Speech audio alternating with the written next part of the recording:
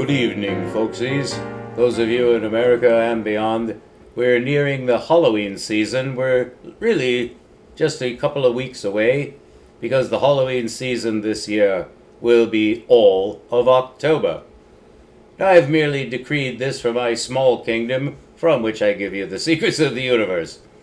And I do need a haircut. It's Scottish hair. I've been itching at this. I do keep bringing up the word desert because it's not. In psychology called the yes but game. For instance, at the level at which we've been speaking lately, I would say that in a very good culture, a well-run society, of which there have been only none, manhood should be a time of transition. Your new conscious life, well, you're not prepared for the world. Well, when are you? It's kind of like the nose. When you describe the body, you're going to start describing it in twos. Two gamete producers, both in the female and the male, but just one tract for the gametes. In a woman, it's the ovary channel, but it works for nature because it's on a cycle. And of course, cycle means period. Period. There is a top-notch physicist, a woman named Lori Gardy. Of, I'll just say, artistic bent. One of the finest mathematical physicists, I believe, is on the planet today. I've communicated with her. She likes me. I like her. To this day, unlike Sabine Hossenfelder, whom I have grown to dislike. And if Dr. Hossenfelder of Deutschland had been part of my emotional life, for real, it could be likened to a marriage that ended in divorce. And I've done this with Alexander Unziker, also of Deutschland. I virtually praised him to the skies. He responded, I couldn't sell an ingot of gold for the price of lead. And that could lead to several jokes, were I in the mood for jokes, but I doubt you are at this point. Because what are we talking about? Well, you see over here, it just looks like the driest, at least there's coloration. But let's, what are we talking about? Well, nothing. Just the heavens and the earth, the theory of organic evolution. Is for world domination, is for the salvation of the human race, is for the fate of the ecology, the meaning of meaning, the future. Everything hinges on this one decision. So that's why I raise my voice a lot. Because as a lone, I have no organization. I'm unaffiliated. Well, that's a real drawback. What I'm looking for is one lecture where I tell you everything and get it all right. Wouldn't that be a lecture to attend? Well, yeah, it would certainly be a wonderful lecture to set up and attend and rig by our enemies. Well, now you're talking about reality. What's actually happening, not theory. Nothing to be argued about, simply the way things actually are. Oh my God, men will argue about anything. Oh no, that's not reality. What, you mean what we've always called reality, which is what? It's rigged. It's a setup. Evil cannot lose. Well, it never has. Evil has never lost. But it's very much like the hero theme. Joseph Campbell pointed this out. George Lucas fulfilled it in The Stars in a rudimentary 10-year-old sense. But I responded, everybody did. Star Wars? Well, you know what that narrative is? It's the sons of light versus the sons of darkness. But a really great writer will surprise you with his ability to interject a seemingly unconnected piece of information that is the perfect, exactly story that you need to illustrate what you're trying to say. Which is, what am I trying to say? This is a rigged game of professional gamblers. One hierarchy above a single human. These would be called nations, countries, organizations. The United Nations is a good example. It was designed by those who are playing the rigged game where they cannot lose. They cannot lose, they'll cheat. That's the only rule. So that you pretend to follow the rules to get suckers. And they're waiting for us, though. They're playing poker. They're betting on football. They're voting for presidents. They're risking seemingly everything on some game. Any progress possible? They'll say yes. No slave goes free, no slavery ends. It's just transmuted to the new system. Well, the point being is in this game, there is also a second game. But when a wise man sort of wakes up to his own destiny, which is not all good, okay? And he's realizing that he's in a rigged game that can no longer be won. It's already been won. That's been known since the time of Abraham. Abraham left Ur in order to get out of the rigged game. Well, okay, why are we studying the Colorado Plateau? Strata of sedimentary rock that is fossiliferous being in the strangest places. At the top of Everest. What was at the very bottom of a somewhat ancient sea. Because that's the only way these creatures are produced. They're not produced in mountain ranges. They're not produced on land. They're produced under the ocean of enormous weight, then became fossilized rapidly. So those sedimentary layers got to the top of Everest because they were fluid. Even that doesn't explain how they got to the top of Everest. That only explains why there's several different layers. If you climb Everest, you will climb across a band whose color change you will see even as you hike. It's called the yellow band because it's limestone. I have done such research on limestone over the years because I'm perennially drawn back to what is limestone. I've never gotten a straight answer out of geology on that until this month.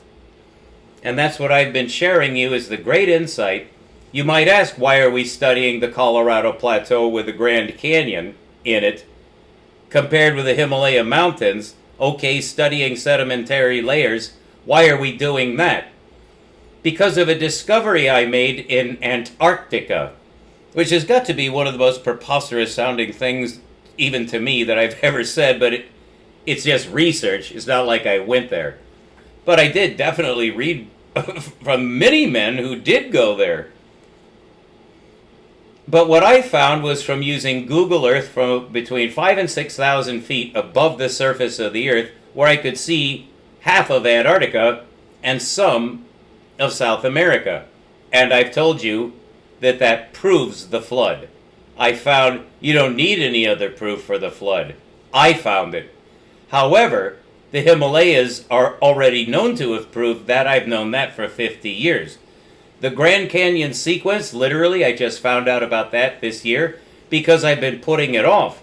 Because to study that, you have to study stratigraphy, which I've gently indoctrinated myself into. This is a geological dating system that has morphed at least 3 major times in the past 150 years, using absolutely impossible to correlate dating methods, each with hundreds of names in their system. It's like trying to learn 3 languages at the same time.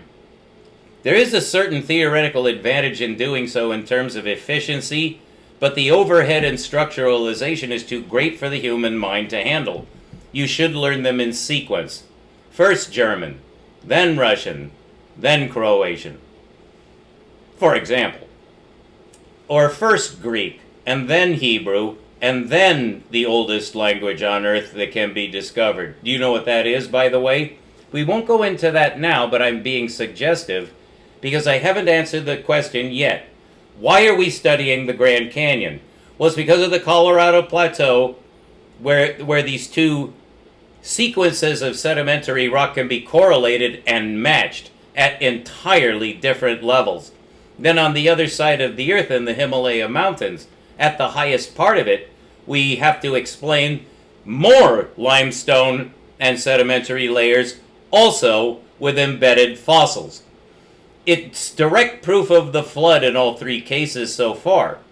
But in the case of Antarctica and South America, that used to be one mountain range running north to south. You can still see it, the Andes, and then there's a huge gap through which flows from west to east the circumantarctican current. I have sometimes in the past rather inaccurately called it the trans-Antarctican current. It should be circum, not trans. I made that mistake, well, instrumentally because of something called dyslexia, which I think is common to us all. It's just a matter of degree and distribution. But it's a simple mistake to make, and I do make a lot of simple mistakes over the course of my life that just shows a pattern. Like, you're going to make this kind of mistake, you just never know when. But in retrospect, yes, you could kind of say when. It's in situations like this where you can get it backwards. So west to east I got right, because I can see it in my mind. North to south is hard to miss, but the mountain range ran straight from the tip of what is now the tip of South America. That mountain range used to continue. So it's the Golden Gate of the Earth.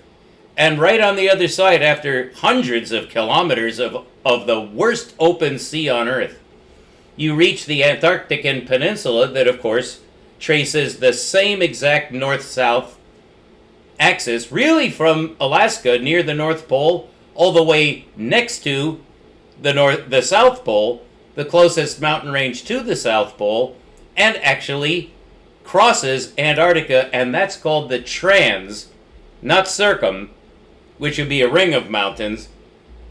The current is a ring, but the mountains cross the continent. It looks like a worldwide flood just surged half the water of Earth and forced it through an entire mountain range, which apparently drove a plate into Asia, making what is today India, which is quite low, but it ran into another plate and raised the highest mountain system on Earth. And if you follow that Himalaya mountain system east, it turns into a gigantic plateau called the Iranian Plateau, and the mountain at the head of that, way up north there, is Ararat. And now we get into the narrative. So that's the bracketing information I wanted to interject as we now switch to global geology. And let me finish the entire question-answer structure. How did the Himalaya mountains build? That correlates with the Colorado Plateau. Because of the layers of sedimentary rock which originate at the bottom of an ocean and now form mountain ranges. That has got to be explained, or you'll never know what happened about anything in the past. That is the past. It was not millions of years ago. That's why we're studying this. Well, then what's the answer to the problem of the origin of man, then the origin of the ecology, the origin of the animals, the origin of the plants, the origin of life on Earth, which would be the origin of the ecology? And how does man fit into that? Well, out of nowhere, really just this island off the coast of Germany called England, just 160 years ago, as the clock ticks, this guy named Russell. You know him as Darwin, his real name is Russell. And that's his name. He's the guy who actually beat Darwin. And Russell was much better organized than Darwin. But Darwin was by far the best scientist, because he was a field scientist who saw things in the Galapagos Islands, the coral atolls of the Pacifics, and many, many other things that he studied, not just sailing on the Beagle. That's just his most celebrated voyage. But he wrote a book. He actually beat Russell to the press by a nose. So the public fell in love with Darwin because he was more of a gentleman in the strict British, prudish, backwards, church-haunted sense. They much preferred Darwin for the direct challenge to the European religious monarchy. And Anglicanism had gotten to England. They were Catholic. They were Catholic. Most of the Irish, or you could say a large percentage of Irish, are Catholic to this day. No one in their right mind is a Catholic. The game is rigged, though. And if you play the Catholic game, you win for 2 millennia. So those cards are up. Now what's the finish? The Catholic Church still has all its money, still has all its power and sway. It's just that it doesn't matter anymore. The game has moved on. To those who won the 3-card Monte game in Europe, which Islam tried to repair, they got to Vienna, they got almost to France, and they were turned back by the barbarians, the Europeans, the idiots. The pagans, worse than pagans. And Islam was very comfortable with going into Europe as they went into Africa, Indonesia, India, everywhere they went, became Islam, peaceful, cultured, and fine. No resistance. Very little resistance, because the Islam people are very convincing in the correct way. Christians are hate-filled devils. All of them are, to this day. And you mark my words, do not ever trust an American Christian. Not with anything. He, she, or it probably won't overtly violate the commandments. But they have a view of Jesus, which is an insulting name, that is incorrect. They don't know Jesus. They do not know what they're doing. It sounds good, and it is a protective method. Protestantism, of course, was the first eruption, the revolution that had to begin against the Catholic monsters. So we have this narrative of Adam and Eve. That's the lineage of Adam and Eve. Well, where did the fucking Europeans get that shit from? The Jews. But now you're talking about the actual transmission that was entrusted to the Jews. And the only thing you will ever need to know about the Jews, just one thing about their religion, whatever is Jewish or Judaism or Jew, the Israelites, whatever, the chosen, whatever you know about them, there's only one thing you need to know about them, and disregard the rest. Where did they come from? Who was the first Jew? Well, we know who the last one was, and he is predicted by Hanok, the 7th in the grandson lineage. This, you have to define what you mean by grandson here, but it's the 7th in lineage after the first man. Well, that man was a prophet. That Islam adores that man, but not as much as they adore the man who was on the opposite side of the flood. So we have the flood dated. It's in between Hanok, the first prophet, and Abraham, the founder of Islam. Abraham is the father of Islam. You know who else Abraham is the father of? The Israelis. They both came, and came I'm going to use in the sexual sense. They both the Israelis, at their origin, the first 2 Israelis,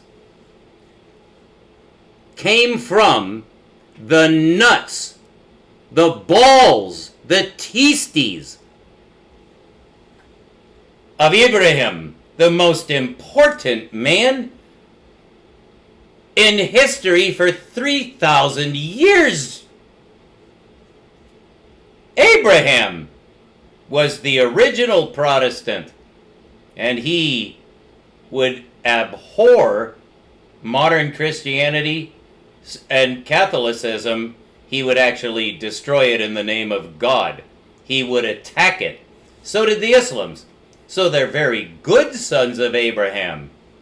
They were attacked in return, and they are now under attack again, and now they're under attack by their ancient enemies. And that's the world political situation. And that's what you need to focus on. Unless you know something about the economic situation, which 100% will be decided. And this has been known for over a half a century, and I'm one of the first men who recognized this outside the inner circles of the United States government itself, that the end game following World War II would be definitely within the next century. By 2045, I said this 50 years ago, I was absolutely correct. I was not alone, and that advice was followed. That is your America. That's what you live, vote, and pay taxes for, is whatever that decision was. What was it? It was, of course, for the ultimate, white supremacy thing, but translated to some way to win. It's economic. And all that was necessary, but was the definitely necessary, get all the oil. Get all the petroleum. Well, that's in Iran now. It's in Iran and Iraq.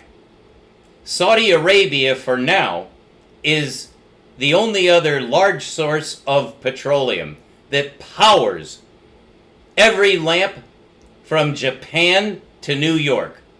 All of Europe is powered on that petroleum. If it stopped for 3 days, there would be a worldwide cataclysm. If the petroleum were cut off for 3 to 7 days, absolute, no more super tankers sailing every day and night, pumping that oil out of the earth, which is a finite resource, which is very much closer to being exhausted now than it was when it was first used. Petroleum runs this planet. Well, the United States is trying to get petroleum. That was decided long ago and will never be changed. Anyone in the way of that oil will be removed. We must conquer Iran now. Well, it just so happens we have a friend. The friend of the White House. The friend of Americans. They want Iran dead far more strongly than the United States ever could imagine. That is the perfect coalition. So I just say that to show you I have a good heart. I'm not an angry man. I love Islam. I love all people. I love the Creator, as all rational men do. But now we have a movement to crush that idea out of the mind of man. Somebody has to stand up. Will we lose? We've already lost. In defense of the kingdom I love, the heavenly kingdom, where I'm going, I will not fail in my duty, though all others fall around me. You're a sucker for the 3-card Monte game. I want to get you out of that game to get you into the real game, where those guys are not even allowed to participate. But I'm the last American hero. God bless you. Keep looking up. We'll be back with more worldwide geology. Thank you.